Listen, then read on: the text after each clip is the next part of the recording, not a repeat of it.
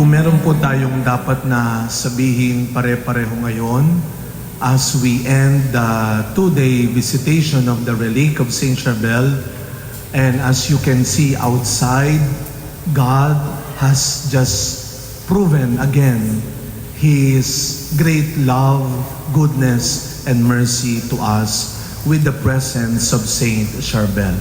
Sabihin natin pare-pareho, thank you, Lord.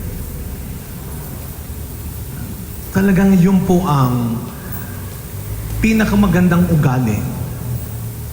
Gratitude will always be the best attitude. Amen. Gratitude will always be the best attitude. At habang nagsasalita ako, hindi ko alam kung napapansin ninyo, lalong pinatitindi pa ng Diyos ang init ng araw. Habang sinasabi sa balita, signal number 2 ang Pangasinan.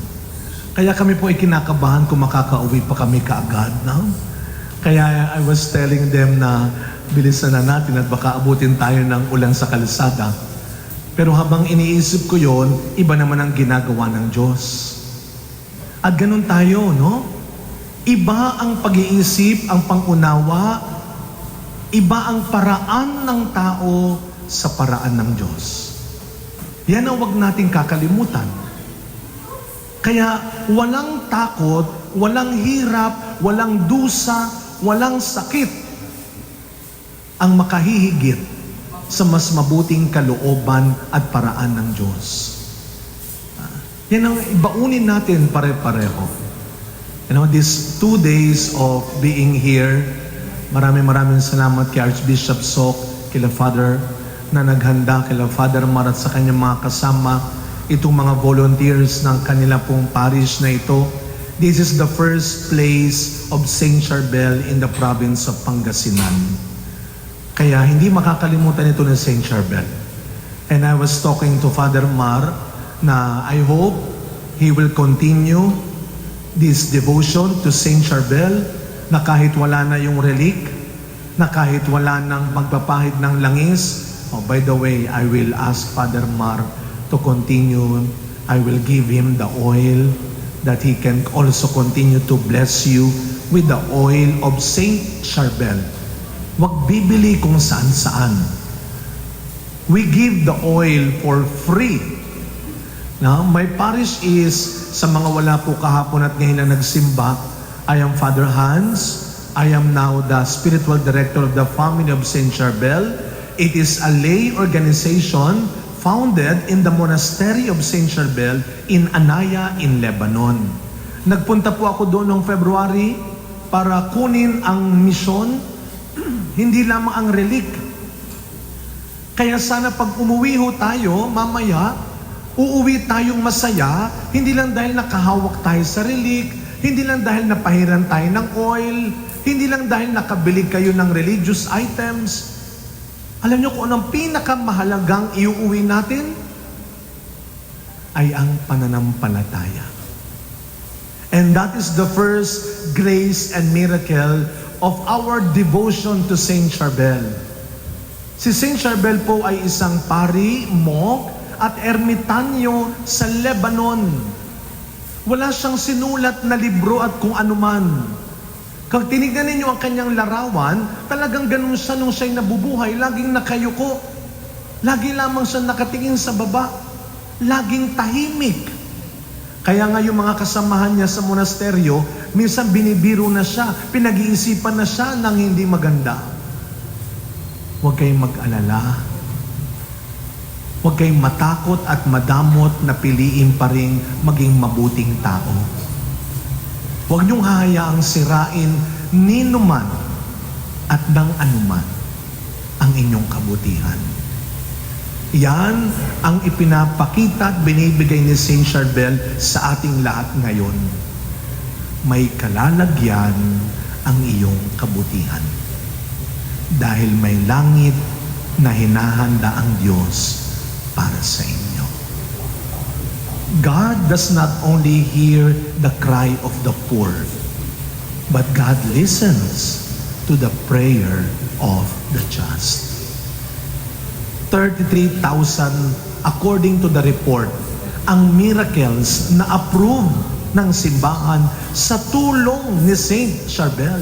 Dapat maliwanag ito sa atin mga kapatid.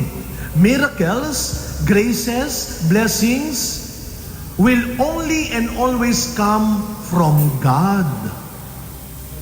Bakit merong mga santo kagaya ni Saint Charbel? Naalala ho ninyo yung mga alagad ni Kristo?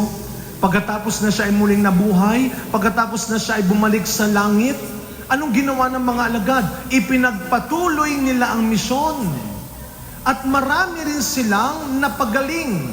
Pero maliwanag, anong sabi ni Pedro, anong sabi ni Pablo? Sila ay nakapagpagaling sa pangalan ni Jesus.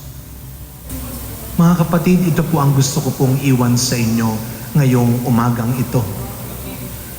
Mamaya ho, aalis din kami at dadali namin ng relic. Dadali na ho namin ng oil. Pero hindi ibig sabihin nun, tapos na ang lahat. How can you become part of the family of Saint Charbel Philippines? Walang registration form and fee. Wala. Ito lang yung tatlong gawin natin. Tularan natin. Halimbawa ni Saint Charbel. Number 1, love the Eucharist. Mahalin ninyo ang banal na misa.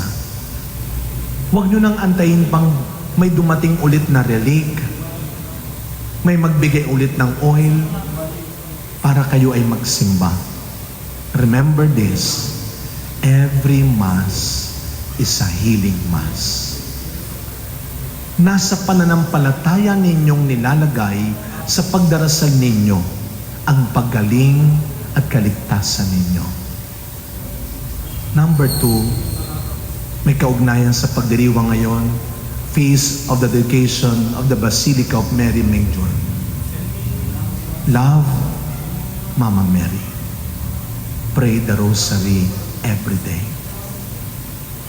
And lastly, simula ngayon, gawin ninyong kapatid si Saint Charbel sa langit.